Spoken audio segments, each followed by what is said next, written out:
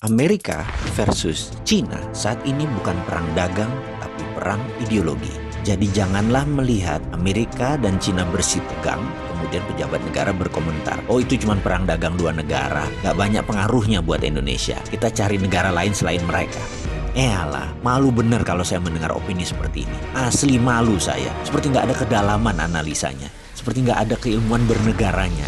Ambil gampangnya saja, toh rakyat nggak banyak ngerti urusan beginian. Sebentar om, hati-hati ngomong begitu. Semua bisa berubah dalam hitungan bulan, bukan tahun.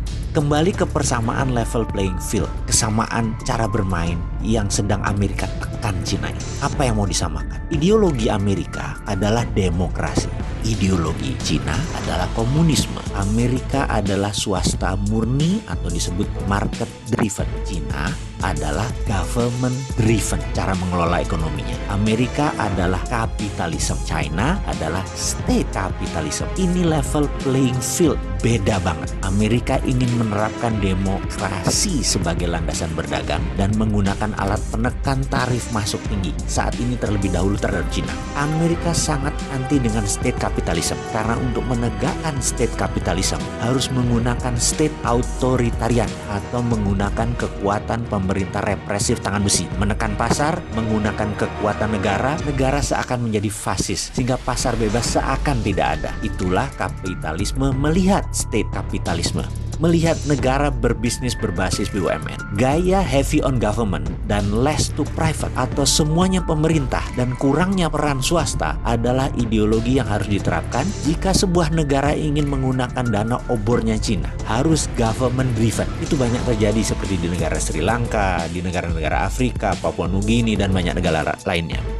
Framework demokrasi ekonomi dan state-driven ekonomi itu dua ideologi berbeda yang menjadi titik awal perang dagang. Ini perang baru dan senjatanya bukan bedil, tapi saat ini diawali dengan perang tarif dan perang dagang. Lalu bagaimana melihat perang ini bagi Indonesia dan bagaimana solusinya? Biar gampang, kita mau melihat negara mana yang melakukan state capitalism, yaitu jika mau masuk sebuah negara mereka minta government guarantee. Negara mana yang menggunakan swasta pada saat deal B2B, tapi senatornya, presidennya ikut menekan sebuah negara, ya. Itu kita harus mencurigai apa negara tersebut. Jadi Indonesia sekali lagi, ke depan bagaimana? Kalau saya secara pribadi, saya anti pasar bebas kapitalisme. Semua sahabat saya tahu bahwa saya anti state capitalism. Jadi saya anti Amerika, saya anti Cina, saya anti IMF, dan saya anti obor. Lalu ideologi bisnis saya apa? Ideologi bisnis saya adalah ekonomi Pancasila. Apa itu ekonomi Pancasila? Ekonomi Pancasila adalah ekonomi berbasis